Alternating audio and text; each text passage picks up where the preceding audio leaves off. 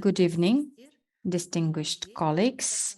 Today is the seventh webinar held within the Media Literacy for Librarians project. The project is supported by a grant from the American Corners program of the U.S. Department of State's Bureau of Cultural and Educational Programs. The partner of the project is the American Libraries Association. Its members were the speakers of 7 webinars, including today's webinar. I would like to take this opportunity to thank the Department of American Library Association, Mr. Michael Dowling. Mr. Michael introduced us to a great number of American speakers. Current topical issues were raised. Today, Mr. Michael is still with us. Michael, I'm very glad to see you. Thank you very much. The topic of our webinar is making and learning in libraries, makerspaces, and beyond, creating and teaching makerspaces and other creative spaces in libraries. This topic is presented by the team of the Public Library in Madison, Wisconsin. They have been running the Bubble Up program for the last 10 years to create unique creative spaces in public libraries.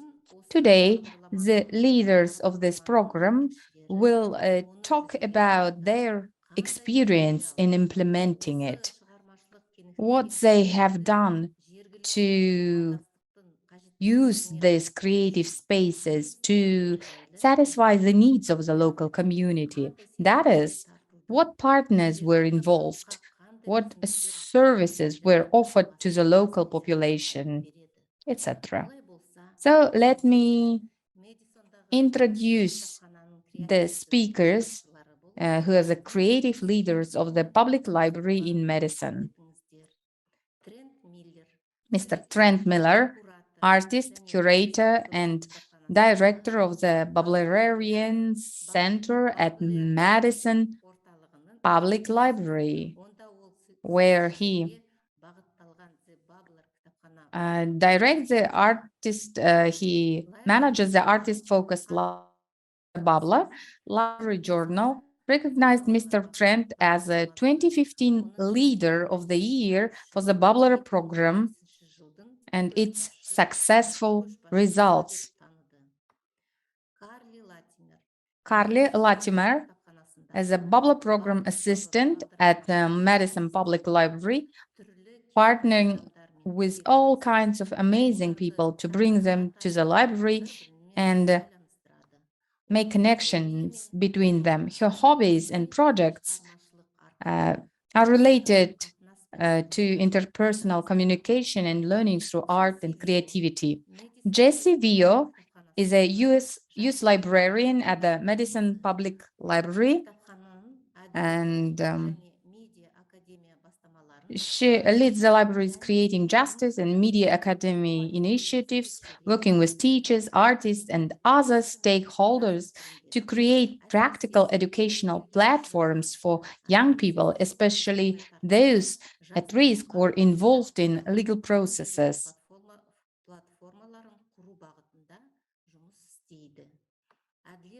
And the program of Creating Justice, Jessie Vio was recognized by Library Journal as a 2017 Leader of the Year for her achievements in Creating Justice program. In his achievements in the Creating Justice program, Rebecca Miller-John is a youth librarian at the Madison Public Library. She trains makers with the Bubbler Library program, supports teachers and teaches programming to school students. You will learn more about the speakers and their work during the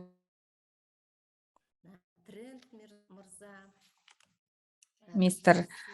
Trent, Jessie, and Carly Latimer, Rebecca Miller-John. our distinguished speakers, I would like to say you're welcome to our webinar. We're very happy to see you. On behalf of all the participants of the webinar, I would like to express my gratitude to today's speakers for agreeing to share their extensive experience in creating makerspaces, creative spaces, and organizing creative events with their Kazakh colleagues. Today's webinar is attended by specialists from public and national libraries of our republic, as well as our colleagues from libraries of schools, colleges, and higher educational institutions from all the regions.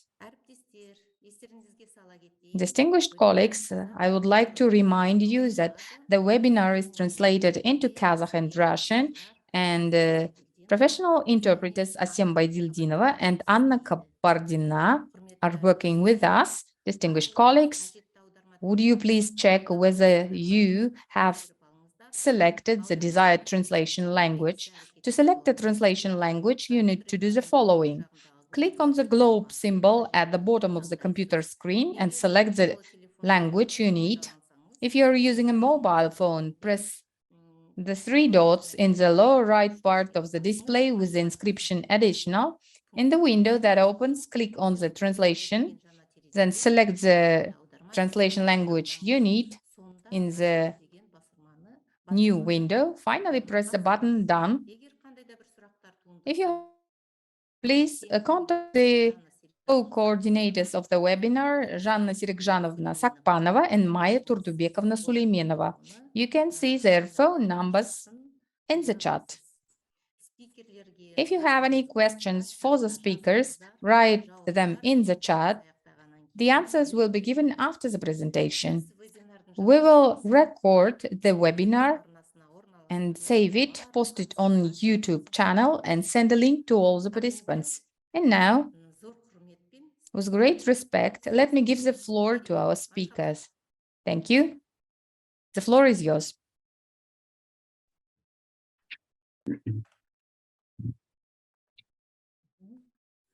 Welcome, Trent. Hello, welcome. Rebecca, if you want to share the screen.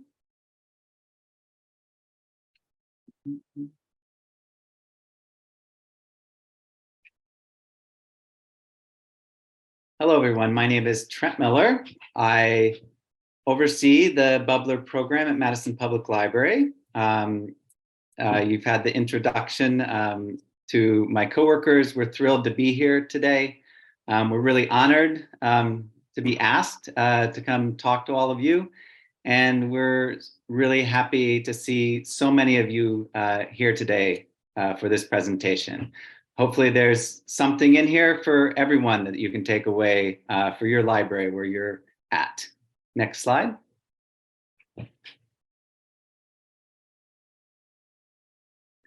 So today we have 5 parts in our presentation. We're all going to present part of what the Bubbler is. The first part I'm doing, it's called Makerspaces and Libraries in the Bubbler. The second part is Artist in Residence, then Equitable Outreach. The fourth part, Why This Matters and Scoping Tools. And then number 5 is Questions and Answers. Next slide. The Bubbler is located in the United States. That little black circle in the middle of the map is Madison. We're about 2.5 hours north of Chicago. Next slide. This is the zoom in of Madison. We're by 2 beautiful large lakes. We have a central library, that's the red dot, and we have 8 other libraries, so 9 total, and we do programming at our central library, but also out in the community and in our neighborhood or branch libraries. There are around 250,000 people in Madison.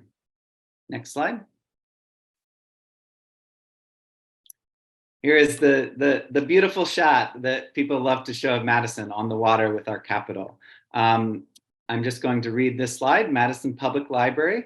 Our vision is Madison Public Library, your place to learn, share, and create. Our mission is Madison Public Library provides free and equitable access to cultural and educational experiences. We celebrate ideas, promote creativity, connect people, and enrich lives. And at the right is what we call our equitable lens. We have literacy, engagement, equity, and accountability. And always at the center, we have community. We always look at our community as our center. Next slide. So today we're starting with this word, makerspace. Some of you may have makerspaces in your libraries. Some of you have seen makerspaces. Some of you have heard that term and may not know really what it is. So we're going to start with a definition. Next slide. A definition. Makerspaces, sometimes also referred to as hackerspaces. Hackerspaces and Fab Labs are creative DIY spaces where people can gather to create, invent, and learn in libraries. They often have 3D printers, software, electronics, craft and hardware supplies, and tools, and more. Next slide. So I'm going to show you two kind of traditional maker spaces in public libraries that we really respect and really love that are different than ours, but we want to start with this. So I love this. It's the 4th floor, Chattanooga Public Library in Chattanooga, Tennessee in the United States. And I love the sign that says, "You're in the right place," when people show up to this makerspace. They have lots of equipment. They have sewing machines. They have printmaking. They have media lab. They have all kinds of equipment that people can access in this space. Next slide. Another space that we love in the United States is Building 61 in Boulder Public Library in Boulder, Colorado.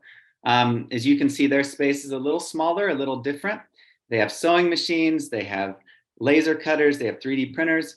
And what I really want you to look at on the people, because that's what we're going to be talking about for most of the rest of this talk, is that's really where we kind of differentiate. Not that I think all maker spaces have a focus on people, but that's really at the heart of what we do at the Bubbler. So that's when we started making our space. We wanted to think about the people and who's going to be using it. And you know, equipment is great, but if you have equipment and you don't have the people to run it or to make things happen, it's a lot harder. Next slide. So we tried to minimize and look at those orange words. Next slide. And we landed on our program as creative people can gather to create, invent, and learn. So we took out a lot of the parts about equipment and space and focused on the people. Next slide. So that's a basic introduction to libraries, makerspaces. And now we're going to jump into how did the Bubbler start? What's our origin story? So part of our origin story is an event called Bookless. This was about 10 years ago or 12 years ago now, where we got a bunch of artists together. And all of these artists came together and we had over 100 artists and we were renovating our central library. And during that renovation, while all the books were out, we had a big art event. And next slide, please.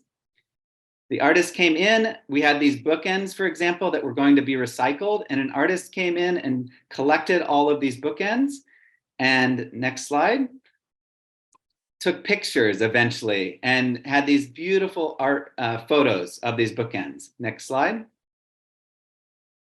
And also did an art installation made out of these bookends. So what I like to say is you may have in your building something, you just need to look at it differently. These were going to be recycled and an artist looked at these differently and made these amazing art pieces. Next slide. This event was one day. We had 3 floors in our library, 100 artists were present, 241 tweets. This was before Instagram. That was a lot of tweets back then. 749 photos in a photo booth. Over 5,000 people attended in one day, and we raised $28,700. We had no budget. We just had a bunch of creative people, and we took over the library. You can see some of the people waiting out in the top right, waiting out in the cold to get into the building for this event. Next slide. So, at the event, we asked this question. You can see these old Dewey Decimal cards. Some of you may still use those. And we had these out and we asked the question, what do you want in your new library? So when this old library was renovated, 2 years later it was going to open, we said, what do you want in your new library? Next slide. And what we heard over and over was some sentiment of a space as creative as Bookless. They wanted this kind of energy that was part of that event. We also saw the other two cards there say artwork is displayed at the new library, and we hope it's awesome. Next slide. So we met with professionals around Madison for a year to learn what exists and what is needed in our community during that time after the event and before we reopened. And we learned three things from meeting and talking to people. One, our partners and community want more access to art. Two, the library is a democratic platform for a broader audience to engage in art.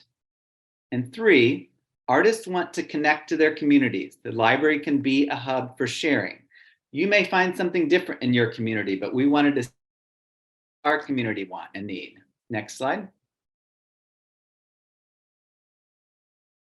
We also learned, overall, our community had lots of creative people, but it needed more infrastructure to connect them to the general public.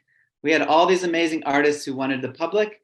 We had this public who wanted to be creative, and we could be this hub to make the connection.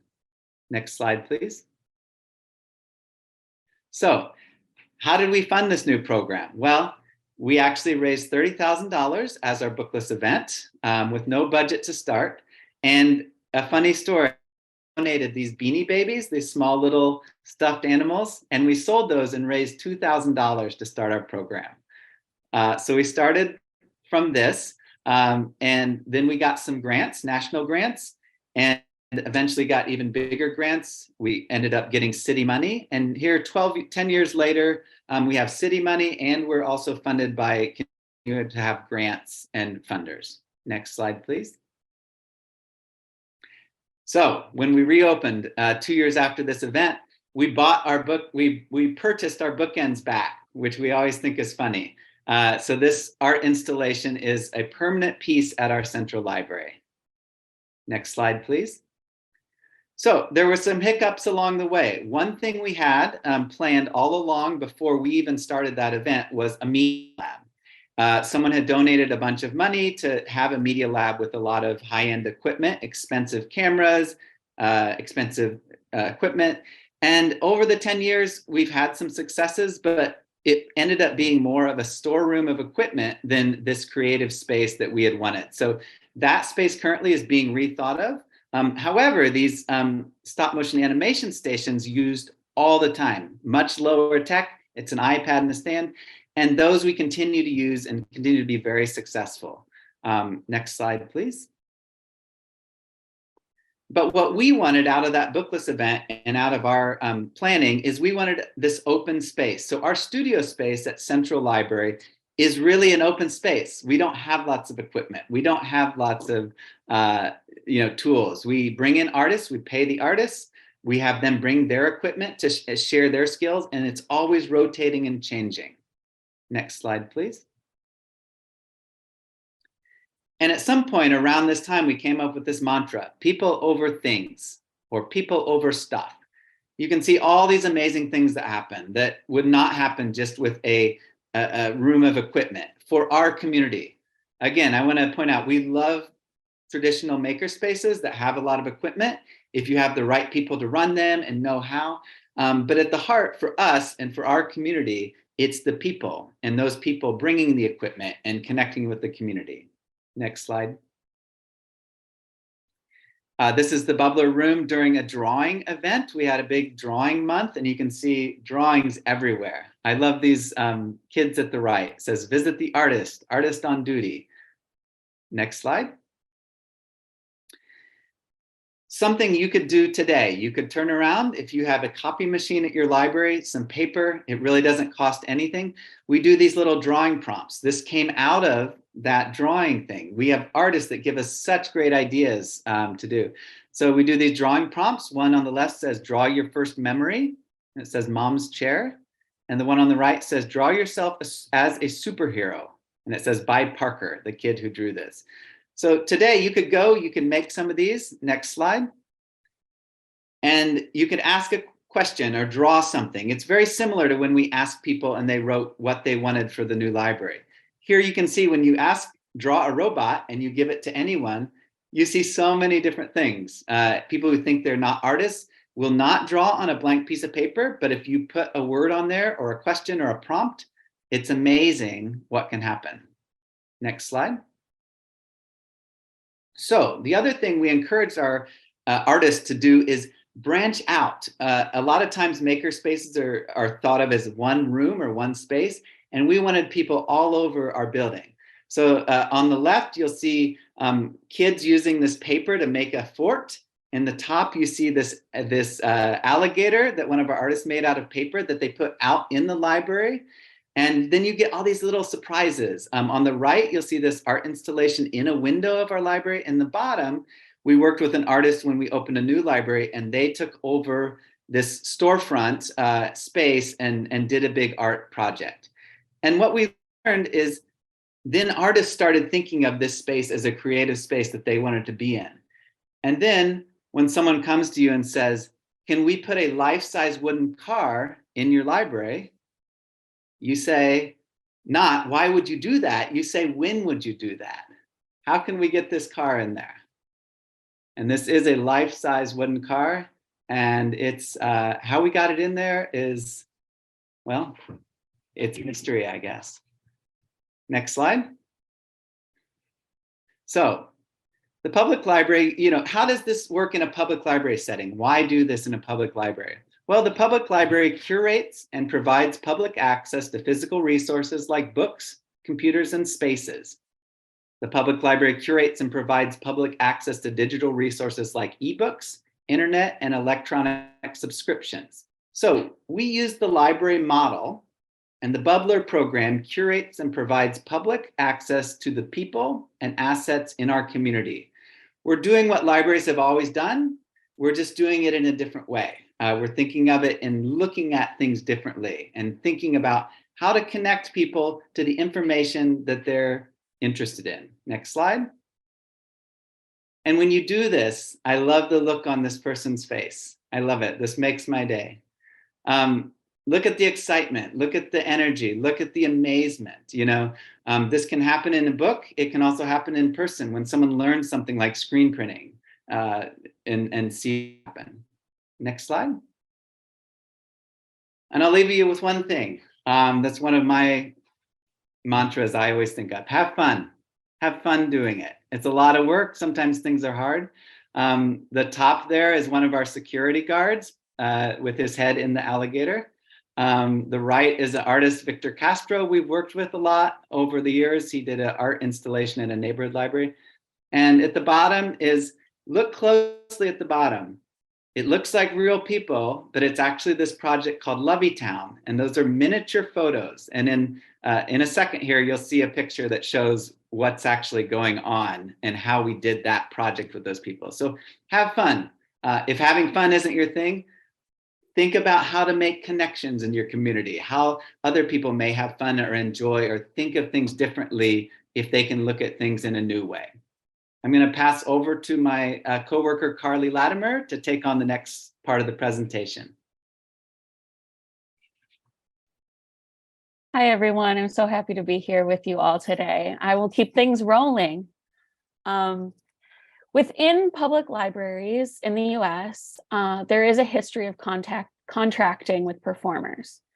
Now, these folks would perform in libraries, and they would be a reason to visit the library. They would provide entertainment and an opportunity for passive engagement.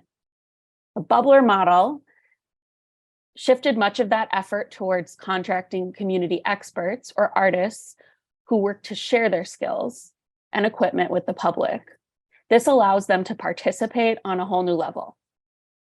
A simple example of this is the difference between watching someone perform a juggling act during a 30-minute performance as compared to taking a hands-on juggling workshop, where you get to learn alongside others in your community. Following that, you might even be hooked and you might want to check out some books about juggling or access other materials like a YouTube video on how to continue to learn. And leaving the library, you might have a whole newfound hobby for the skill of juggling. Next. So in that shift, we began to explore residencies. Now, residencies come in countless shapes and sizes, but the definition that best suits the bubbler is stated by Harold Fletcher. A residency is when an artist works within a context to develop work that is relevant to the people who exist in that place. Pretty simple, right? Within our model, artist residencies in and through our public libraries aim to strike a balance where there's just enough structure for the artists and the library staff and participants to thrive, but there's also kind of a squishiness or some room for exploration, mistake making, experimentation. Next slide. So in the last 10 years, the Bubbler has supported 85 unique artist residencies in and through our libraries. And oftentimes people ask us, how do you find these artists? Or how do the artists come to you? And as Trent mentioned earlier, we do not have a shortage of creative, community-minded experts in Madison. So we just had to create the funnels or the avenues for artists to get involved. Here are a few of kind of the main inlets to working with us in the library. One, artists apply during an application period. So there is a time, typically once a year, where we have a public call or an application. Anyone is welcome to apply, and these are then juried in by a small group. Two, sometimes artists reach out to us outside of that application period or when inspiration strikes. If we have an organic fit for them at that time, we will work to make that connection. We might also have to encourage them to reapply during that application period. And if capacity is limited, we'll do our best to connect them to other community organizations. Three, community partners that we work with might ask us for a particular type of artists or send a referral, such as we're looking for an artist to teach a few sewing workshops to a group of adults with disabilities. Or an educator might reach out with a specific need, such as we have this group of middle school students and they are very active in voicing their issues with the school. Do you have an artist who could help us channel that energy into a student-led podcast or documentary? So we build the bridges and support these relationships along the way. Four, we value paying our artists equitably, but sometimes artists come to us and are looking to just dip their toe in the pool or get involved in smaller ways. So they may come on and volunteer with us and help out at different events or outreach. Five, artists are brilliant and they know other brilliant artists. So many of the people we work with have come to us through referrals or word of mouth from artists or other arts organizations in our community. Next slide.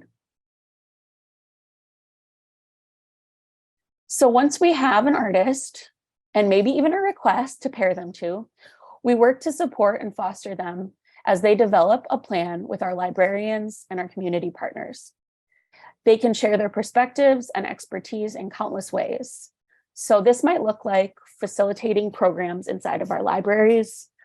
Here you'll see a snapshot of a memory book workshop that was happening at our Penny studio in our Penny library. Next slide. Or outside the walls of our libraries, whenever possible, we'll do what we can to break down barriers such as transportation, and we'll meet some of our community partners where they are in their neighborhoods and their community centers, et cetera. Next slide. Our artists work with us by encouraging all levels and ages. So the Bubbler team deeply believes that everyone is a creative being, whether they claim to be an artist or not. And our artists and residents truly aim to foster that spirit of wonder and experimentation from our tiniest little visitors who show up in strollers all the way through the elders in our community, creating like a really intergenerational space of support. Next slide. Our artists also often come along with us to community engagement or outreach events. Some of my best times as a library staff member include getting to see the generosity of our artists out in the community when they're doing what they love and sharing what they do. So it truly never gets old to be working with an artist out in the world and having a visitor say, wait, you work at the library? Pointing at an artist in amazement. Next slide. Many of our artists are passionate about sharing their heritage or cultural identity. This especially relates to their art practices and how they move through the world. So having space for this provides for just deep and genuine connection and hands-on learning for all involved. Next slide. And there is always behind the scenes work.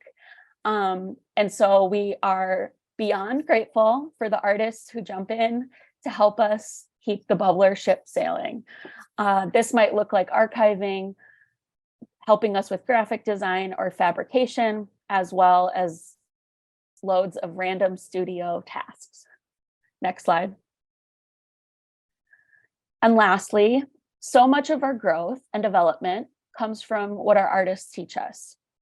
This comes in many forms, both formal and informal, such as consulting on technical processes like screen printing, which you've seen in some of these photos, to doing future planning with us in network building and skill sharing, and through artist development, getting real-time feedback from our artists and residents and using that to move forward.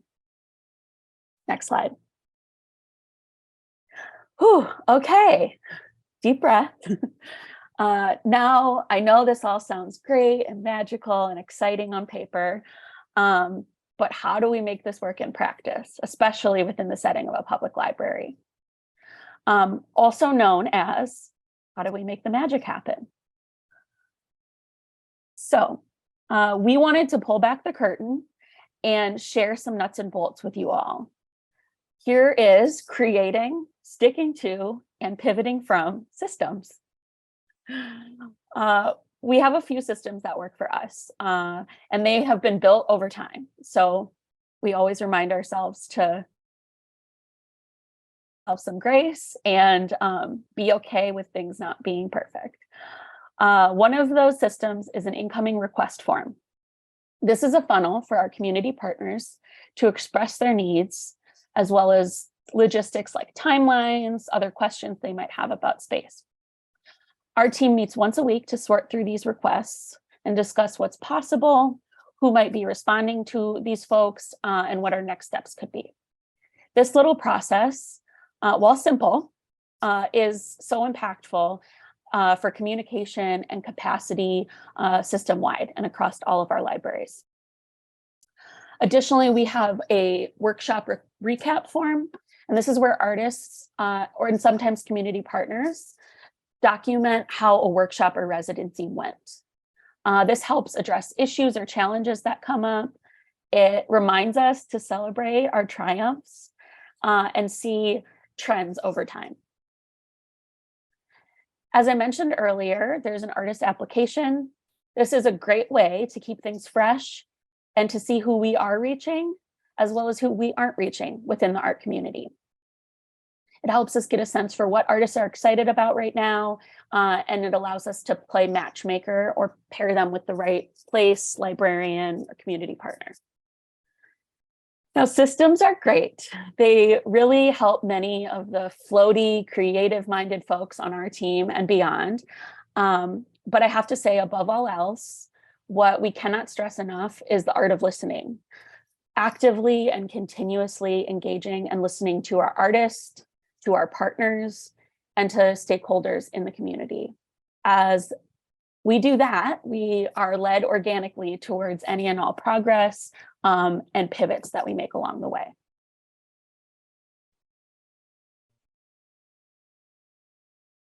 So in working with artists, payment and support always comes into play. We believe in paying our artists, and we do so by compensating them for their time and expertise. Traditionally, artists are often asked to work for free or to do it because they love the library. And while we appreciate that, we do want to treat them as professionals. And in that, we purchase supplies for them as well as compensating them for their time. And we help with transporting those supplies to our other library locations or beyond to take a little bit of the lift off of those individuals. If artists are lending or utilizing their unique equipment or supplies with the community, we compensate them for that as well. We support them through marketing their residencies and workshops within all of our library channels. And of course, we provide the space. And with all that, when it's said and done and residency wraps up, we do our best to loop folks back in or link them to other arts organizations within our network. Next slide. So what about money, right? Trent touched on this a little bit, but I wanted to elaborate some and share that we are funded at this point through a few different avenues. This includes annual city funding that comes from the city of Madison within our city government, private funding that comes from individuals in the community who are excited and passionate about what we do. That comes from donations and grants. So huge shout out here to our Public Library Foundation, who really helps us make those connections to resources and funding long term. So in order to secure and maintain this funding, we continue to be visible. It's pretty easy to do with art, but much of what we do is happening out in the community. So all of our artists are able to share their experiences and tell their stories. They get to talk about what it means to them to make art with others. Oftentimes, these folks would never cross paths if not for the Bubbler and the library. And we hold that connection, that piece really close to our hearts because it is truly at the core of what we do. With our robust networks of artists, we get to elevate diverse voices and multiply our reach, echoing the importance of creative literacy for all. It's so powerful to hear about the simple things that happen, the moments of connection that occur from stirring paper pulp in a plastic tub with strangers to seeing a big flashy mural be unveiled in a neighborhood. Next slide. So you'll hear about a few examples as my colleague Jessie gets on next, but I wanted to share one in particular before passing the mic. I could dive in deep to a million different examples of moments within our residencies that have taken shape here at the Bubbler, but I will leave you with one. This artist here on the right, Maria Amalia Wood, worked with us for over a year to explore paper making, textiles, community storytelling in the library. Now, this is in one of our new spaces, so she really helped us kind of set the tone and culture when that library reopened. She invited the Madison community in to make an abstract paper horizon. It was inspired by life journeys, sunsets, and the migration of monarch butterflies. Now, Maria Amalia led participants in the community to make marks and celebrate their own personal journeys. She introduced many patrons to a new medium, the unfamiliar technique of paper pulp painting. And she invited 2 teen studio assistants. You can also see them pictured here. It's Itzayana and Noah, to assist her throughout her time at the library. Now, she already had this connection with the students. She's been teaching them since they were little and wanted to give them an opportunity to use their creative and social skills in this community art setting. Next slide.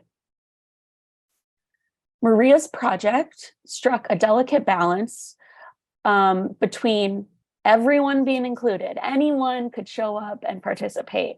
And that is the magic of the library, having that accessibility to creating. So they helped with the initial process, and then she was able to be more intentional and go deeper with a small group of Latino women. So a few of them are pictured there at the bottom left. As an immigrant herself, Maria Amalia was especially interested in making space for the exploration of others' immigration journeys. And she used her residency kind of as a container for that. After the large collaborative paper piece was finished, Maria led these 10 women to embroider parts of it while working together and sharing their own life stories with one another. They stitched their journeys, sat around and talked, and really connected with each other, creating a textured surface on the piece where all paths of life were welcomed. Next slide. So finally, as a culmination of her residency, Maria's piece was added to the public library's public art collection. It was installed on the wall of the library she worked in for everyone to experience for years to come. Maria Amalia's vision and residency was so uniquely her, and we were also lucky to support it. And we are just so grateful to have such a bright and consistent reminder in our public space. While this piece sparks a lot of joy for many people who get to see it for the first time, it also depicts hours and hours of labor. It depicts countless connections and a much deeper message. And that message is calling on the community to seek acceptance and continue to cultivate space and understanding for immigrants. Next slide. So you've heard this already, but as you know, working with people and providing direct service can be very complex and stressful at times. So we oftentimes do our best to recenter around fun whenever we can. And you'll get to see a lot more of that from my colleague next here, Jessie View. Hello, good evening, everyone. Excited to be here and continue on this story. I'm going to be sharing the trajectory of how Madison Public Library supplies various resources to support the voices and the ideas of our community. I'm the teen services, so I have several examples that will involve teenagers. Next slide. So at the same time that Madison was building the new central library, and the bookless event was going on that Trent shared about, staff were building out this program, and we had secured a small grant from a local business or jewelry company to purchase 5 portable animation stations, contract with an animation expert, and beef up our digital media production collections for in the library. The first workshops that we held were all within our libraries and focused on the teens who were attending the space after school. Next slide. After using them in the library setting within our walls for several months, we started to get requests to bring them to other spaces. In these pictures, you'll see on the left the setting of a school library where a teacher used these stations to embed their own curriculum in using the equipment to let the kids tell their own stories in a unique way. We also bring them out to the parks for family events and ways for kids to engage in storytelling as a surprise. And at the bottom right, you'll also see the stations brought out to a local tavern or a bar where someone's drinking a beer and making a cartoon. We're targeting kids and adults in all the spaces we could think of. Next slide. Which brought us to a request to come into the local juvenile detention center and juvenile jail, where kids are housed before getting spot in front of a judge after having contact with law enforcement. So when the administrators and the teachers and the counselors in these court-related facilities reached out about stop motion animation ideas, we started bringing it in and learning a lot more about how their programs work and what these spaces look like. Next slide. It was right at this time that UW-Madison, the local university, published a report called Race to Equity, where we learned a staggering number of young students were being housed in secure facilities for infractions with the law. What was most staggering about it was the fact that a large portion of the young people were students who had different color skin. It was those who had dark skin were getting locked up a lot more. And so we started to work with the teachers and with these students and with their advocates to figure out how we could go about resourcing their ideas specifically, because they're in settings where they have no control and they're already defined by all the adults in the room on who they are and who they're going to be when they grow up. And we were looking to disrupt that narrative. Next slide.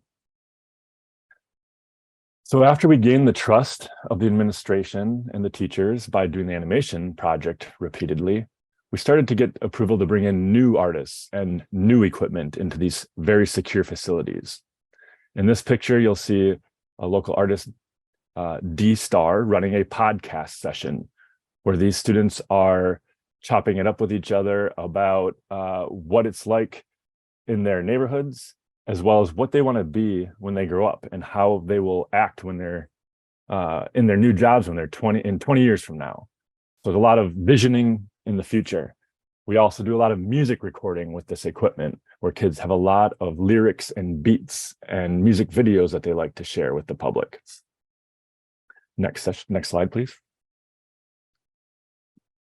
Now, it was during those podcast and music sessions where we learned that they had a gymnasium in this detention center, and the kids were not allowed to play basketball during the daytime because there were offices downstairs and the workers for the city, it was too loud for them to hear basketballs bouncing. So we worked with the staff and the teachers to figure out other ways to use their gymnasium. In this picture, you'll see the kids in the middle of a trombone workshop. First time that they ever touched an instrument, a wind instrument led by Will Porter. And they were doing a marching band production within an hour-and-a-half workshop. Next slide. Another thing that was brought into their gym to utilize the space better was martial arts.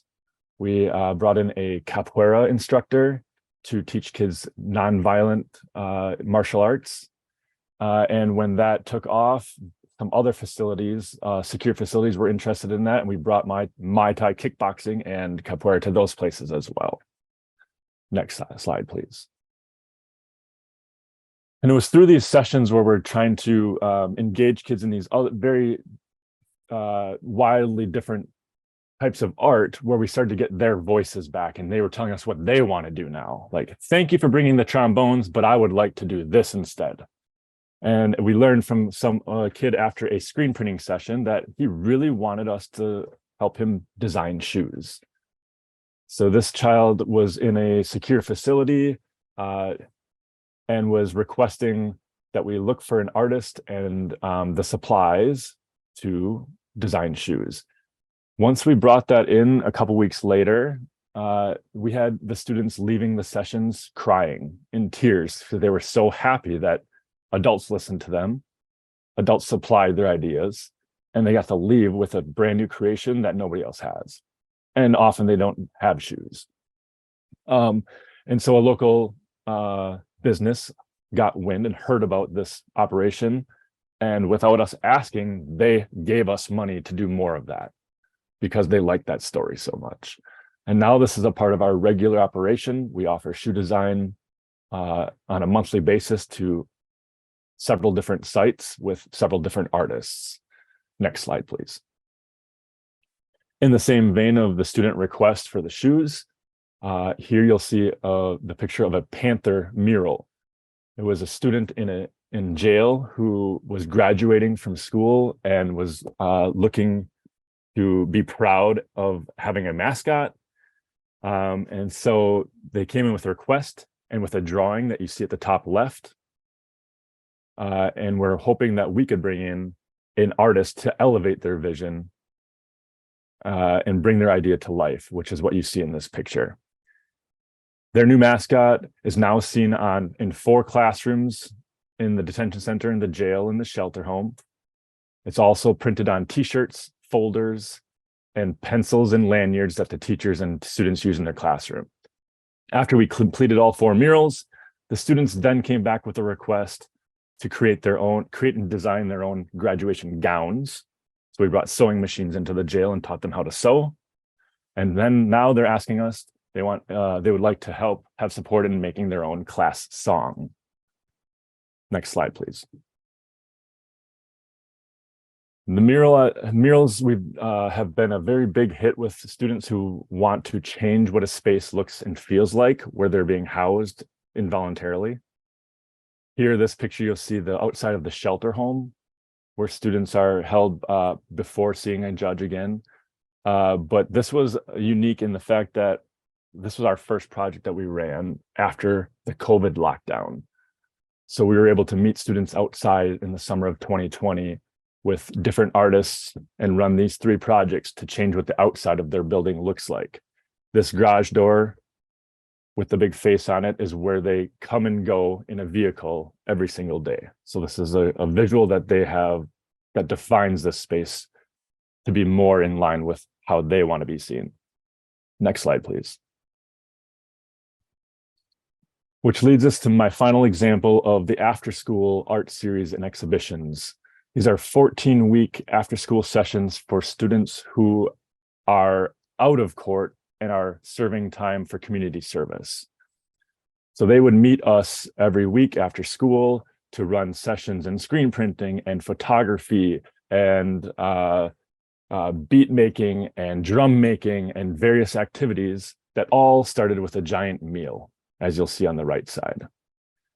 The sharing of a meal in these events was probably the most integral part of gaining respect and building relationships with the students. Instead of coming in as a teacher and a student, we came in as individuals and strangers on the same level. We all ate the same food and we shared stories about how our parents used to cook food and our favorite dishes. And then we get into an art activity and we all participate, and we all fail and learn together. Next slide, please. An example of the outcome of after 14 weeks, the students were able to put their large scale photos defining who they are on the front face of our central library in downtown Madison. Any visitor coming to the library was very aware that teenagers are welcome in this building and teenagers are celebrated in our city. They were each able to leave a very long, detailed message describing who they are and what they want the city to think of them. This was called direct message. Next slide, please. Another example of a final culmination event is seen here at a gallery space. After 14 weeks, a different set of students had their artwork displayed, and then through a party, they invited parents, teachers, judges, lawyers, and other advocates who may or may not have their back to come and see who they actually are.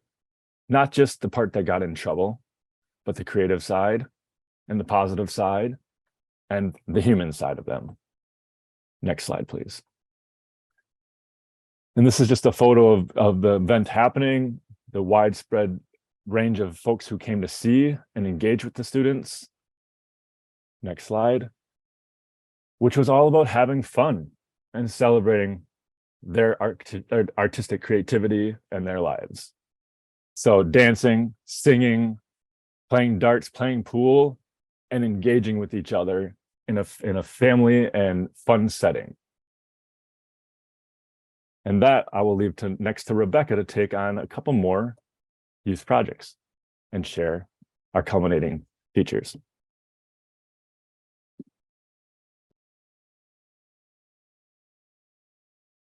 You're on mute, Rebecca.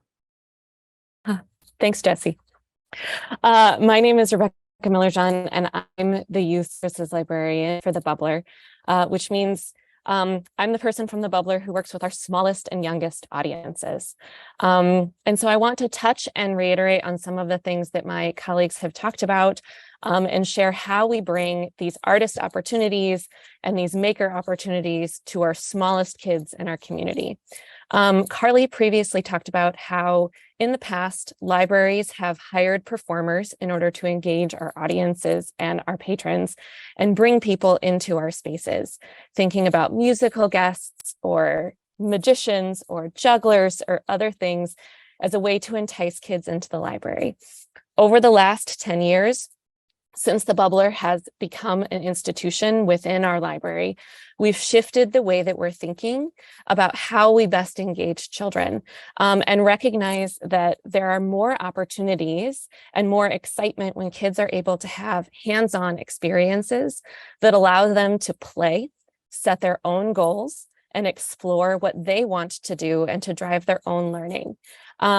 We have the perspective that making and learning go hand in hand together, and that's just as much of a support for learnings for students to be who they are and what they want to do with their lives as learning to read, and accessing written materials in our libraries. To us, making and creation of art and play is about building soft skills that carry our kids forward, meaning things like critical thinking, perseverance, the creation of their individual self-identity, creativity, and joy or fun, like my colleagues have said.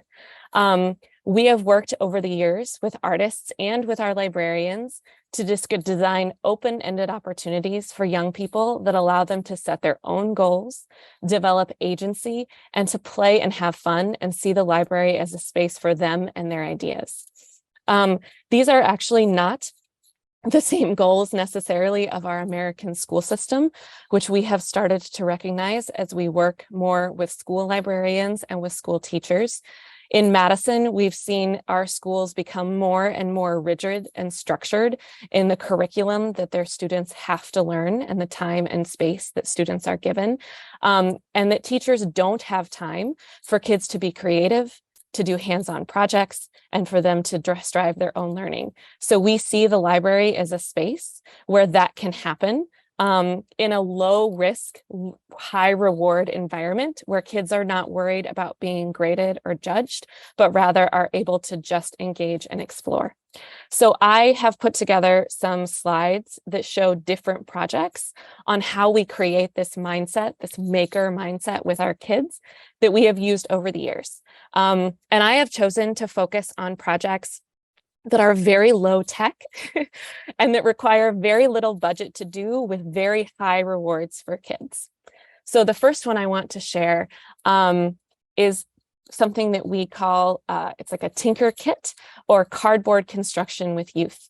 We regularly run workshops in our libraries where we provide kids a series of hands-on materials like tape, cardboard, straws, pipe cleaners or little chenille strips, and other pieces, or you'll see in the bottom corner, library cards, old library card catalogs. And we ask the kids, what is something that you want to make? Create something that solves a problem in your life. And what is that? It's a way for kids to think about something that's important to them and to be creative and hands-on in creating it. The little boy who's smiling in the corner is very, very proud of the camper that he has created to take his whole family on a trip because they're unable to afford to stay in a hotel, and he wants them to have a camper that they can all sleep in when they go camping. It's a way for kids to express and have their own identities come through in their projects, and it's done with very little infrastructure and a lot of creativity and a lot of joy. Another project that we have worked with an artist to do is to create something called, we call it the Bubbler Regatta, where kids make foam boats out of recycled materials and then sail those boats on a rain gutter outside our libraries. This is an example of a project that an artist has helped us create, but that we now hold at the library in a closet. We have a closet stuffed full of things. And we're able to pull it out every single summer and reuse that project with our community. This is an example of a project where students really set their own goals and where they create scenarios for failure over and over and over again. Little kids don't realize how hard it is to construct a boat that will stay upright and not just fall over.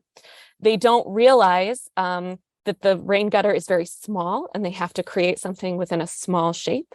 And we tell the kids, and I will go back one slide actually, that they are the wind that propels their boat forward. So they have to create a set of sails or some way of moving their boat from one side of the rain gutter to the other side of the rain gutter. This is a project that may seem very simple, but that allows students to engage in an iterative design process where they are making and trying and making and trying over and over and over again, creating that idea that they can be successful, that they can solve the problem, and that they can ask for different materials and resources in order to achieve a result. And you'll see the pride and the joy that the students are sharing in creating a boat that is finally successful. Another thing that we prioritize with youth, and Jessie really brought this up, is the opportunity for students to tell their own stories, for them to create and tell stories that share who they are and what's important and valuable to them. With our youngest audiences, students are often very shy and very nervous to communicate and tell their own stories to us. And one thing that we have learned over the years is that students are much more likely to be open and willing and share with us when they have a character that they've created to talk for them. We make a lot of puppets at the Bubbler with young people because it allows them to be brave and to say things that they might not otherwise say because it's not them saying it, it's their puppet that's saying it.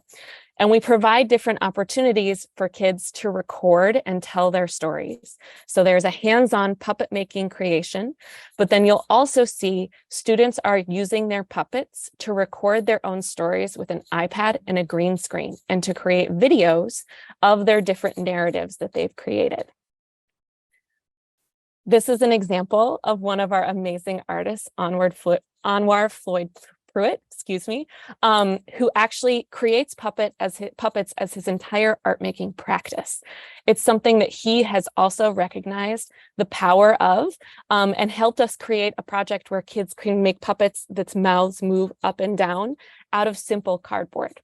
And again, this is an example of working with an artist who's helped us create a project that we can now implement in our spaces beyond his time with us, and that has a lot of use in providing great joy with our community and our kids. We also create opportunities for kids to add their own stories to the library. So again, thinking about the library as a place to share expertise and to share individual narratives, we do a lot of bookmaking with kids. We help them create zines out of simple folded paper for them to decorate those zines and to write their own stories. And then within the Bubbler room itself, we have a zine library where kids are welcome to leave their zines for people in the public to read and peruse. And it lives on beyond their time with us. The little girl in the corner who's showing you her zine created that zine on a school project to the library on a field trip. She left it in the zine library. And then later that afternoon, she brought her dad back so that he could see the zine that she made and had left on the shelf for other people to read. Again, showing that pride and that joy and feeling like the library is a place that really belongs to that child and where their voice matters. We do use a lot of digital technology in the library. We use iPads, we use animation, we use green screen, we take photos, we do digital production as well. But I would say that we have the most success when we pair that digital technology with a hands-on project, so that the technology is a way for students to record and to document what they have done, rather than the digital technology is the product or the piece that they're really focused on. This is an example of an adult workshop where where they created small armatures out of wire and tape and cotton balls and stuffing, and or animation, moving their armature back and forth. It's a great example of pairing that hands-on problem solving with the real world skill of documentation that they will use in the future, together in order to create a larger finished project or result. So the next question is, how do you get started? We do a lot of work with teachers and with educators who are asking us these questions in their spaces. We love what you do at the library, they tell us. We want to do it in our own space as well. The first thing that we do when we work with those educators is we help them to create a mission and a vision for what their space will be. It's very important to have a very clear idea of what's important to you, what's valuable, and who your audience is before you embark on some of this. So we have questions that we ask them. The first thing we ask is, what do you care about? Right? What's important to you? And for us, I think one of the things that's very obvious is joy.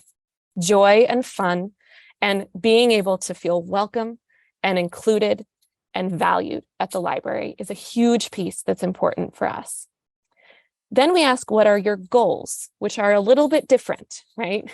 We want a platform for people to share their voice and their ideas in the library, and we want a place for artists to share their work with the community. What needs are you addressing? It's not worth it to create the time and the energy and the space in your community unless you are addressing a gap, a need, something that's missing. What are you actually fulfilling? And what's already being done in your community? It's important to think about who you're. I think it's really important that there are 4 of us on this call. When the Bubbler started, there was just one. There was Trent, and the artist that he was working with. We didn't start by trying to create all of these different programs for all of these different audiences until we added more staff. I think that capacity is really important to consider. We have someone who manages our teen programming. We have a team that manages our adult and our residency programming. And we have myself, as well as the other youth services librarians at Madison Public Library, who do our youth-focused programming. There's a lot of us all working together. If you have a smaller staff or less capacity, you may need to focus on just one of those audiences. What assets do you already have in your community? For us, I think Carly and Trent did a great job of pointing out the huge number of creative individuals who we have in Madison who support us. So it was our biggest piece to create infrastructure and opportunities to connect those creative people with the library, and to create channels and systems that allow that to happen seamlessly, mostly seamlessly. What infrastructure do you need? Do you need equipment? Do you need a room? Do you need just boxes of materials, right? What are you thinking about adding or doing in your space? And then how will you tell your story? So it's about finding where you fit. You may choose to engage or to invest in physical infrastructure and tools and materials. None of us know how to use a 3D printer, so we don't have one in the library. If you know how to use a 3D printer, great, go for it. Have those different pieces of technology, but make sure you also have the expertise to go with it. You may instead choose to just focus on creating big open-ended messes and opportunities for people to make and to set their own goals and create their ideas. This is an example. I love the number of dads in this picture, and dads are helping their small children create hats in the library. Again, a joyful way to engage in a hands-on process and to make connections between them and their children, and also those positive connections between the library. You may decide that your makerspace focuses on something perhaps unexpected or unknown. This is an example of a local chef who comes in to do maker programs where students are making food at the library in order to provide them with a healthy meal. This is Chef Lily, and she's one of our artists or chefs or makers who comes in regularly to do that kind of programming. Or you might see the library just as a platform for voices other than your own. We know that we have a huge resource in space at Madison Public Library that we can provide to other outside groups who might not have the other opportunity. This is a poetry reading at our Black Arts Matter Festival that was not run by us, but run by a community partner who came to us and asked to use our space and our platform to invite a new audience into the library that might not otherwise have the opportunity. Or you may choose to invest in virtual technology. This is an example of a green screen program. It's actually not happening in a dedicated space. Everything is mobile so that we can make green screen videos with kids no matter where they are in the community. Which brings me to the next question of, oh, did it work? Making at its heart builds opportunity. It builds kids to create their own and for you to engage with your community. It also opens doors for new voices, for you to bring those in who might not otherwise see the library as an opportunity for them or whose stories might not be present. So whether you have a dedicated space within your library where you can host workshops or create giant art installations, like this is a picture of a flying saucer that one of our artists created in the library, that's great. But you also might only have a hallway in your library. And if you only have a hallway, you can still do so much. This is an example of all of the boxes of different materials that we have available to take out into the community to do projects with youth. And we can set up in a school library, we can set up in the hallway at a community center and still provide awesome opportunities for kids to make and learn, even if they don't have a specific room within our library space to do it. Or you might also see yourself as an expert, as someone who is being able to take what you have learned because you have already done Makerspaces for a while and to share that expertise with other spaces within your community. This is the position that the Bubbler is in currently, where we have been doing making and learning and creating our space for a long time.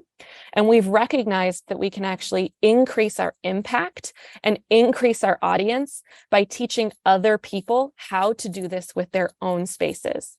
This is an example of a school makerspace at Henderson Elementary School that we have been supporting for the last 5 years. We initially did training with the teacher for them to set their mission, their vision, and their goals. We did training in providing them with different opportunities and artists. And now the space is running within the school independently of us. And you'll see some of the incredibly joyful projects that the kids are working on. My favorite one is the bottom one in the corner, where students have made binoculars. They have a birdhouse outside of their classroom window, and there are baby birds. And they all decided they were going to make binoculars to be professional bird watchers. And they used different cardboard materials to engage and make them feel like that was a part of their identity. So I'm going to end our presentation again with this series of questions, because I think that they are very important and helpful in you thinking about where you go from here in creating that vision and space for you. Thank you so much for taking the time to listen and chat with us this morning. And I think that next we are going to open up the opportunity for questions. Trent, Jesse, Carly, did I miss anything?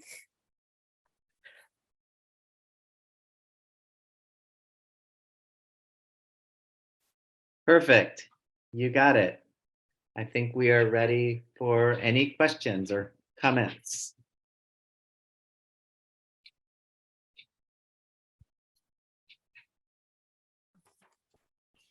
Рахмет, көп рахмет, керемет презентация. Thank you very much. That was a very interesting presentation. That was very interesting for me. And I have learned a lot of new things. And also some of our participants have written that they say thank you to the experts from the other libraries, and they thank the organizers and wish you every success in your work. That was a very interesting presentation.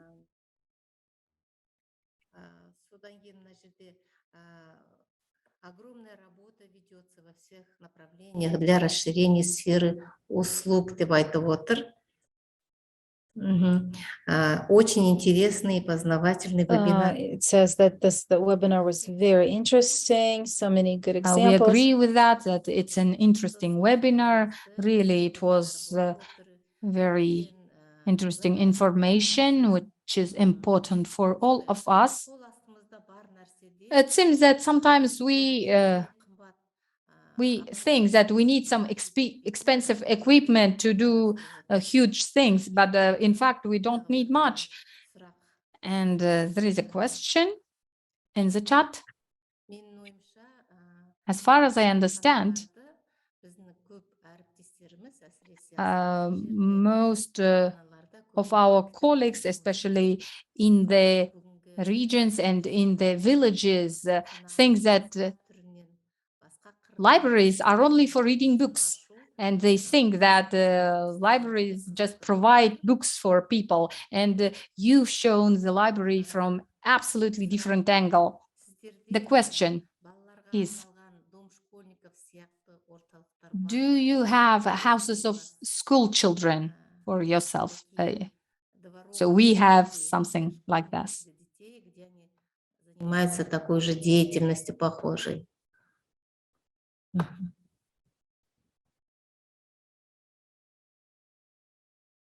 Rebecca, Do you have yard clubs or something?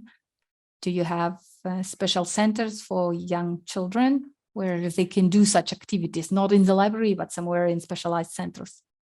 We, in Madison, we have an organization called Madison Out of School Time that supports community centers across the city. So where students are able to go after school or during the summer months when they need care and opportunities to do things. We do go out to community centers to support those kids in making and learning projects. And we do also partner with them to send artists. So our support, I think, of those centers is varied. We do trainings with the centers because they're often led by very young people with very little experience who love working with kids, but maybe don't have a ton of experience doing different projects.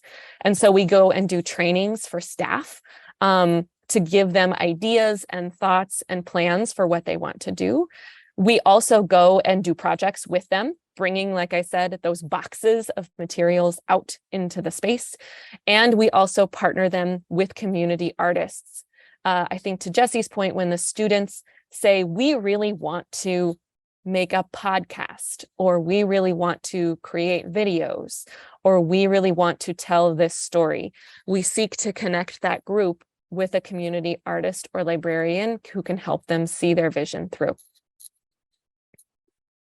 And I will also add, within the Madison community, there are a few businesses or nonprofits in town that are art centers that specifically create art families, adults. The huge difference is that all of those are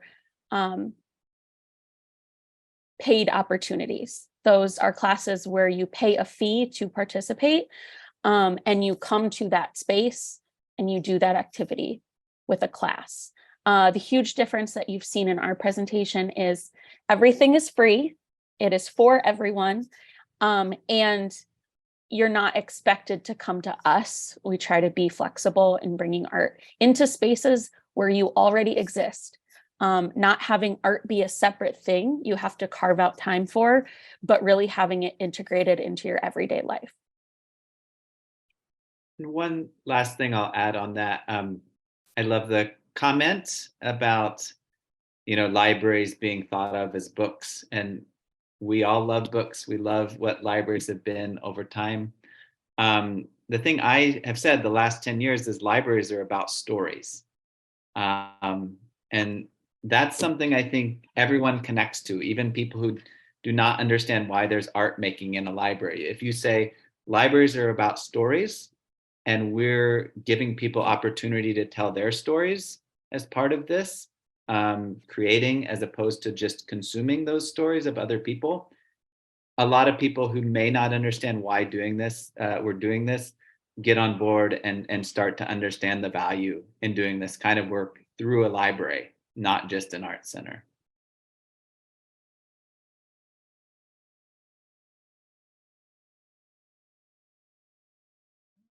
Рахмет, Ребекка, Карли, Трент, Рахмет. Thank you very much, Trent, Carly, Jesse, Rebecca. And we have been telling this, our colleagues, that we say that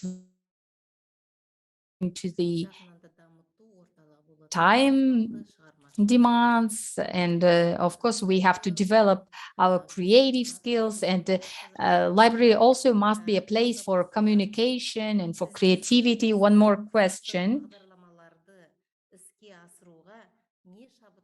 What inspires you to create such interesting programs? How do you form a team of like-minded people? And what is the secret of team spirit, in your opinion?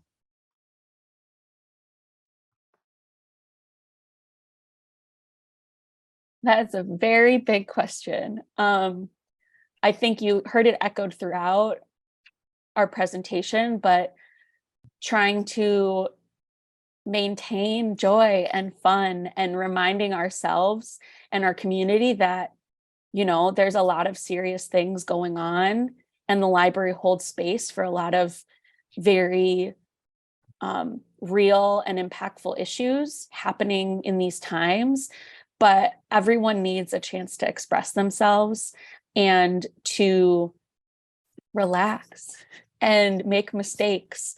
And I think we stray away from that at times when other demands are on our plate, but we just do as much as we can to remind each other, remind our artists and our participants that it's not that serious, and connection and creation is really like what drives us at the end of the day. I would say on the camaraderie, we treat it kind of like a little family.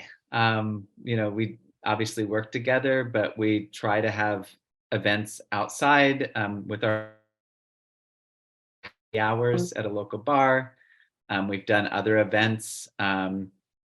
We ask questions of artists, what they want to do. You had asked about how we come up with these great ideas. I mean, I'm an artist myself and I have ideas, but we get so many amazing ideas just by asking artists, what would you do if you could do anything in the library? So just getting these other ideas is, I think, a big part of figuring out new and interesting ways to look at things. Anyone else? I guess I'll jump in just to add to reiterate the learning is fun piece. Just saying, growing up, I did not connect to school. I did not enjoy learning, and it wasn't until a few field trips that really sparked what learning could be when I was getting my hands on something. I'm trying to identify rocks, and that's what I try to get back to kids these days is it's really fun to hear them when they make a cartoon and then they tell you it was really fun to take a break from learning today. They don't think of learning as something fun anymore, and that's wrong. So that's a passion that we all carry as well, and our passions connect with different skill sets.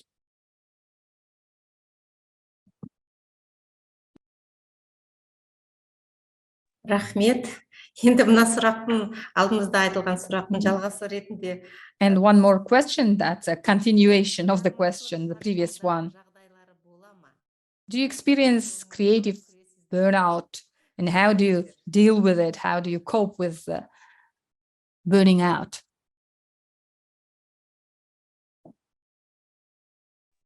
One of the big things that was kind of said previously is we really rely on the artists and our community to bring the energy. We are working to maintain a platform for these experiences to happen. We don't know what's happening 6 months from now, a year from now, and that's some of the exciting parts, is there's space for it to be new and different. And sometimes our energy, our capacity is low, but when you reconnect with someone who's got a new idea or who has a group of kids who are excited to do something, it's hard not to get excited. I would say yes, we do burn out. I think we all have at different points because we have different, home obligations. A lot of us do our own artistic things. We have families. So we support each other as best that we can.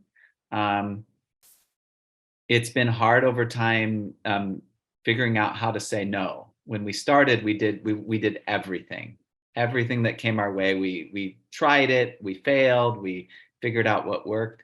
But over time, we have figured out these systems that Carly talked about, I think, that make things clear. But we continue to figure out how to. I've tried my mantra the last couple of years of do less, do better. So focus on the things that are most important and go deeper and do better work within those things. And I think we continue to work on that, all of us, because we all are really passionate people that want to do impactful things in our communities. But we think that's important for our own well-being to be rested, to have time away from this so we don't burn out so much. But it is definitely something for all of us to work on. I think I was going to say one thing I wanted to add to that is one of the things that helps us say no is having a priority around serving groups that may not otherwise have the opportunity. So there are, Carly mentioned there are for-profit art spaces in Madison where children with means or people with means can take art classes. I think you'll see a lot of our programs and specific partnerships don't target those audiences who have the means themselves to provide those opportunities. We choose to seek out those with less of an opportunity and to work with those groups that may not otherwise have the chance. And that allows us to say no to some things and prioritize others. That's a really good point. I just wanted to share one very tangible thing that we've noticed within each other is when we're feeling burnt out, it's really important to step away from your computer, step away from your emails, and actually just reconnect with the work that's happening. Maybe actually go to a workshop yourself as a participant or as a support for an artist. Maybe actually spend 10 minutes of, a break being with a group of 30 kindergartners who are coming to the library. And just being able to show up in a way that's more present and a little bit less logistical, a little bit less work focused, really does help recharge us over time. And so making space for that and respecting other people on the team also need to make space for that. Рахмет. Расында солай болады. Thank you very much. In fact, it's like that. You have to step back from the computer, and when you do some creative work, you feel better. The next question. How will the local community find out about your programs?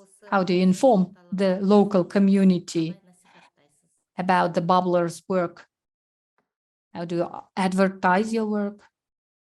Yes, all of the public programs that take place in our libraries and in our community are on our public calendar. So that's a really great place. Going to the Madison Public Library website allows people to see what is going on, when, where, who it's for. And then a lot of the stuff that happens with more intentional groups might not be broadcasted publicly while it's taking place, but we do our best to tell those stories after the fact. And then, in all honesty, our artists are such a vessel for sharing that information. So if an artist is working with us and they're excited about the program that they're leading or the project they're working on, they share out within their own networks, maybe on their social media. A lot of our artists who do this professionally have an email newsletter. So they might invite their followers to an event or to another artist's event, and really kind of creating that sense of community beyond us, which we're so grateful for. So using spaces and places that already exist in the virtual realm and working in conjunction with our marketing team allows for getting the word out as much as we can. And we do have, for more resources, we do have an excellent website. There's a really deep dive into our teen bubbler program also. Carly runs a lot of our Instagram, which has become pretty popular at Madison Bubbler. And it is a lot of word of mouth. 10 years in, we're very known in the community. We joke, we have hats, the 10-year hat. We have screen printed shirts now, and this logo is just known throughout the community now. But when we first started, that was a big question we asked. How are people going to know to come to us? How will they realize that? And it really just, again, went back to people. We don't just always expect them to come to us. We went to other art events. We went to schools. We talked to other people in the community, and we became trusted. We became a trusted space. Libraries are some of the most trusted spaces in every community. And to run, to artists to understand, oh, you know how to talk to artists or to do this work, we became trusted, and that's where the word gets out, I think.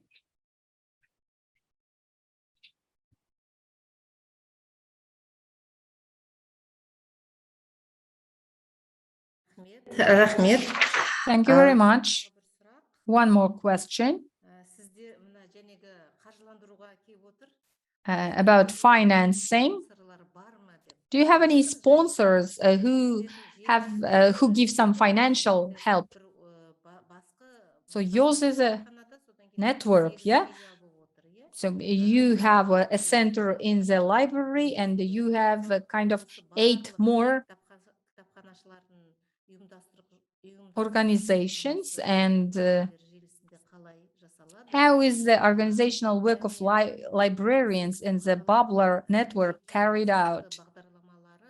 How are the libraries of your network and individual targeted programs funded? You have told that you invite artists, and usually these are professionals, and they have to be compensated financially, yeah? And could you tell about the sources of finance? It's interesting for us because the budget is very restricted in libraries. So I can speak to that a bit. Within the US and within many public library systems, there are 501c3s or nonprofit organizations that are called foundations. And their main focus and purpose is to fundraise for our public libraries. We have an incredible public library foundation. Their office is right next door to us at our central library, and they work with us to understand what it is we do so that they can do the work of talking to funders and filling out grant applications.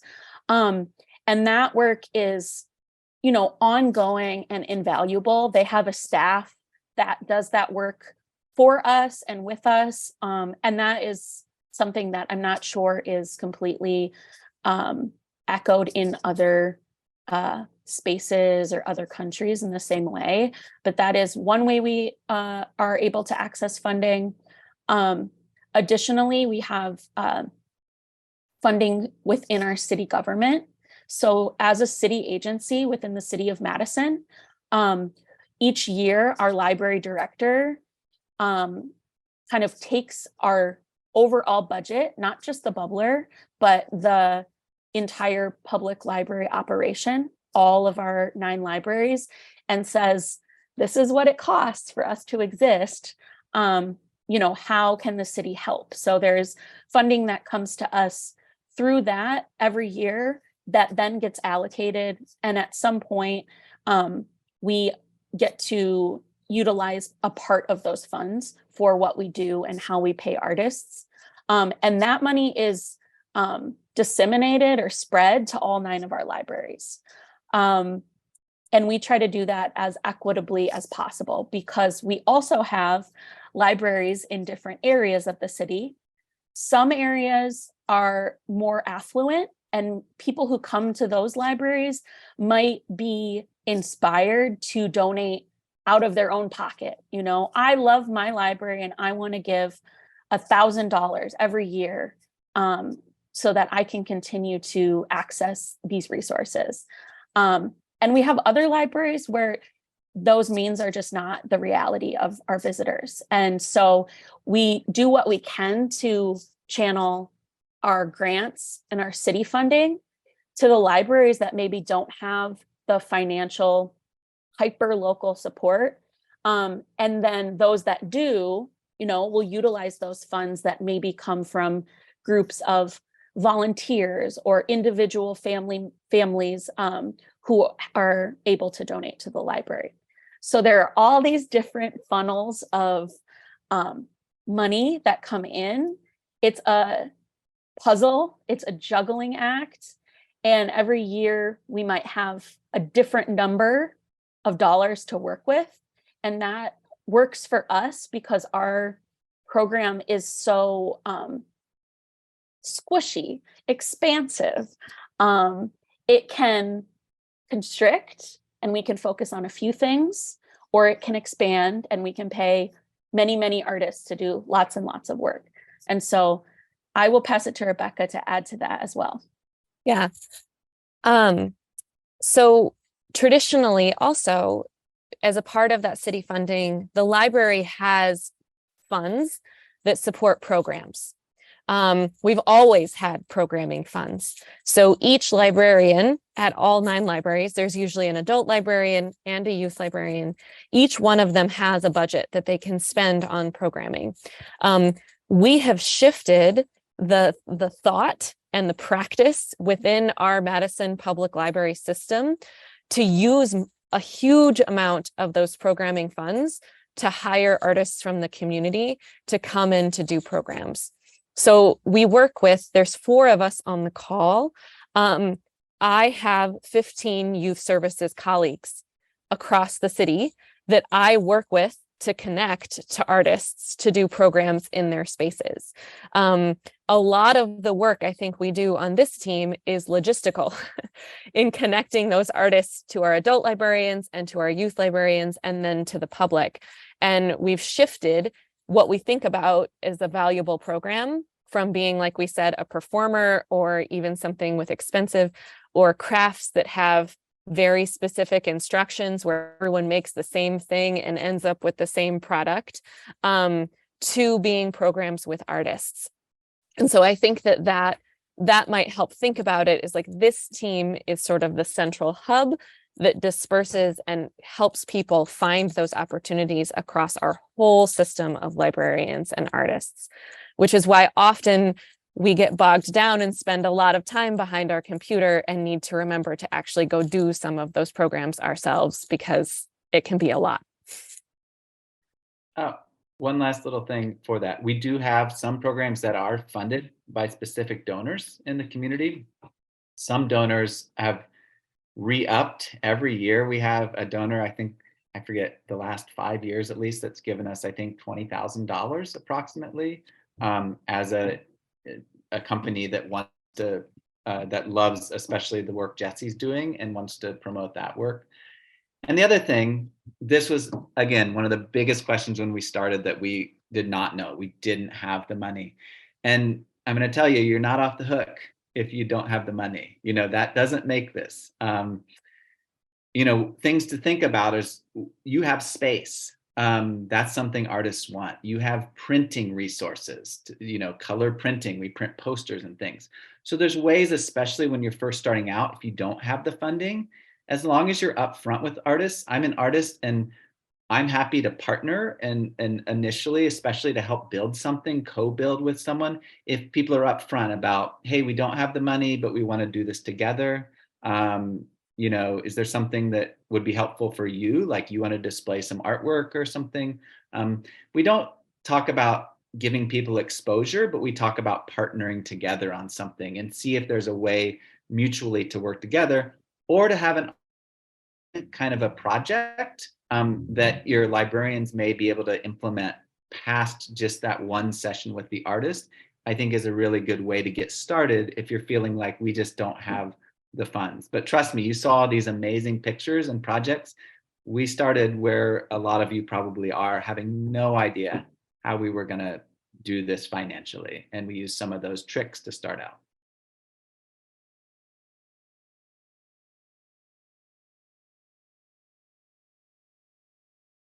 Рахмет. Енді соңғы сұрақ, басқаша сұрақ жоқ сияқты. Thank you very much. As the last question, do you organize large-scale events outside the libraries for a wide audience of residents?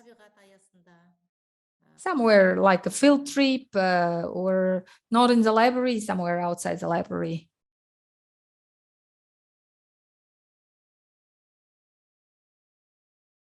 Who wants to take that?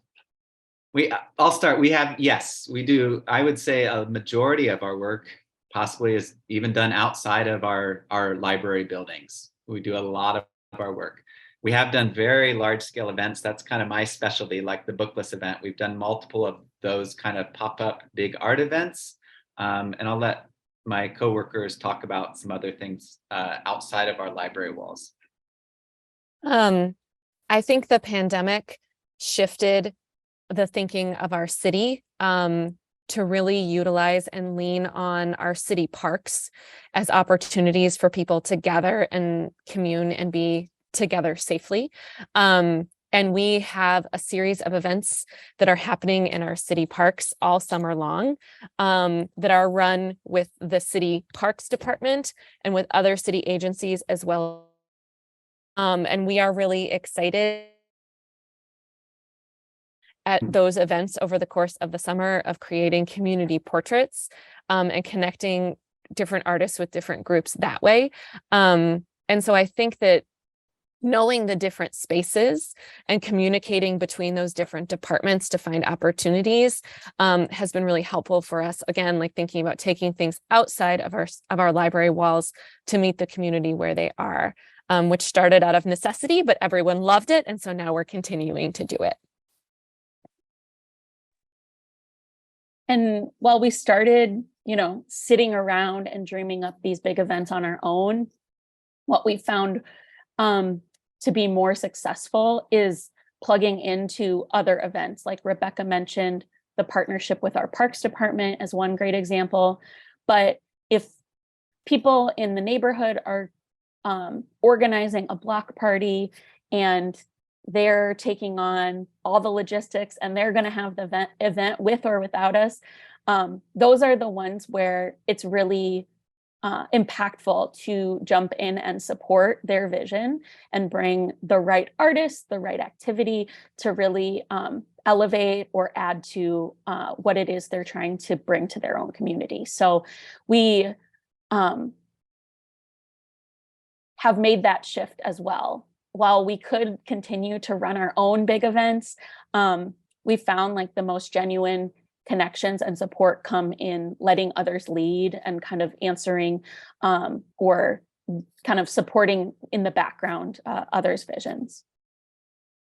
And just regarding the field trip portion, we do support a lot of field trips to the library very regularly with activities as they come, but also request-based, where students, for instance, this week, students from the shelter home were going to the local technical college for an all-day tour and workshop experience in the print lab, in the auto mechanics lab, in the cosmetology hair design lab, to just get to feel what it would be like to be a college student.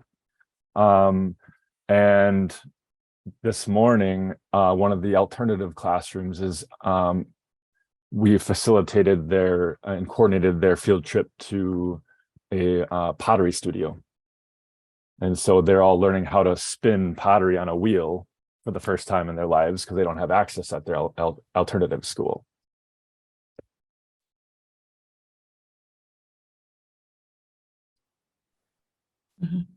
Рахмет, Джесси. Мне сіз соңғы Thank you сөйледіңіз. very much, Jesse. You were the last. Thank you very much for the question, for the answer. But there is a question, especially for you, Jesse. So you were talking about the children who had problems with the law, the conflict, in conflict with the law. So you've been doing a lot of work with this. Our librarians do not have experience with that. When you are working with such problem children, do you see any results, any positive results in working with such youngsters? We understand that it is quite difficult. Were you able to cope with the difficulties when you worked with such teenagers? Hey, Jesse, before you answer, I'm just going to give Rebecca a second to. Rebecca's got to jump off for another meeting. Thank you, Rebecca. With a community partner, of course. Yeah. Yes, it is taxing emotionally on a regular basis, but it's also some of the most rewarding work to connect with and build relationships with these students specifically.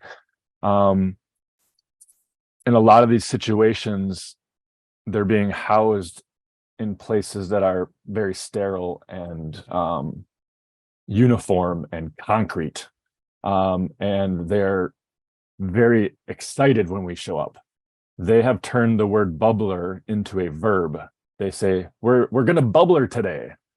And there's, as soon as they see the shirt walk through the door, attitudes start to change and shift, and guards know us very well and are excited for us to come in because they know that we bring a positive energy and someone new is coming in and we're all going to do something crazy today. We don't know what, but something's going to happen, and that energy rises. And so some of the most difficult parts of it is actually, bringing partners in who are also very jarred and shocked by the stark difference in nature of how people are treated. These are all humans who may have done something wrong, may not have done something wrong at this point still. And so, I think there's just a large need for this. A large number of our requests from the community come from these populations that the other adults who work with these students rely on different ideas to change the minds of the students so that it's not the same thing. And one of our biggest goals is just to connect them with new people and to see new lanes of life. You may have been surrounded by the same toxic relationships for a number of years, and you need to be introduced to something else, or someone else to see value in something that you shared, and just be connected back to the community, and make sure that we're opening doors when other doors have been shut on them. And I just wanted to quickly add, I know the translation may have come in a funny way in like naming that population of students as like problem children. That's definitely something we've heard before, but it isn't how we think about that group at all.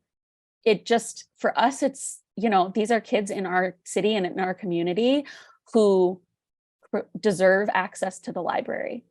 And they can't get that access when they are in these secured facilities or in certain circumstances. And so it's truly just us bringing the library to them in a lot of ways, and just seeing them as students or learners or creatives.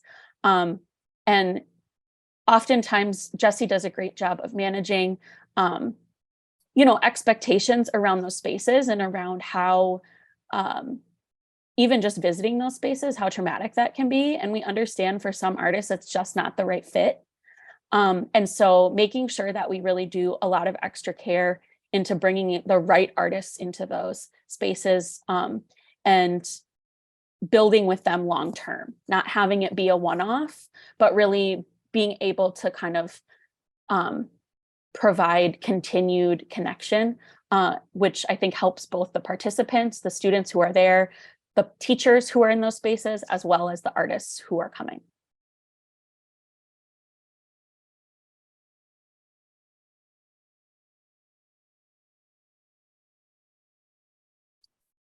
Рахмет, Джесси, Карли, рахмет. Күрделі сұрақ біз үшін. That is a very difficult question for us because we don't have experience of such work, and that was interesting. And I think that the questions are over. Rebecca is off. Anyway, I would like to thank all of you for such an interesting presentation. In fact, your experience is valuable, and because you've been working for 10 days. And now you see and enjoy the results of the work you've done. And as far as I understand, the whole community attends the library, young children and teachers, students and adults. And we see that your work is quite comprehensive and you've reached very good results. And it's really inspiring project. And I hope that your work will continue to be successful, and I wish you every success in all your future jobs, future projects.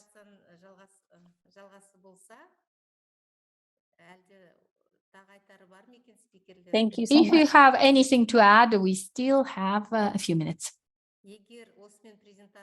If the presentation is over, I think we're Trent, good. are you I think we're over? good to wrap up. We can all say thank you so much for joining us. Yeah, it's really fun for us to share all of this, and hope that you take what you like and leave the rest and can.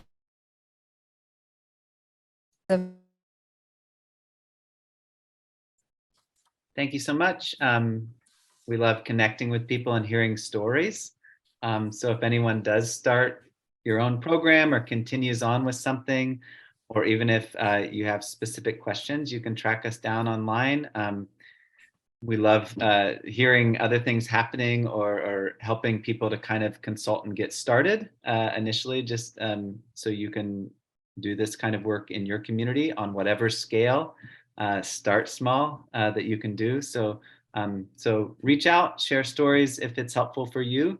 That's what we do. We like to make these connections and help other people do these things in their communities. So thank you so much for having us. Рахмет, Трент. Yes, and Енді тағы да біздің спикерлерімізге. Thank you very much, Trent. I would like to thank all the speakers, and on behalf of all the participants of the webinar, I would like to thank our speakers for sharing such valuable presentation.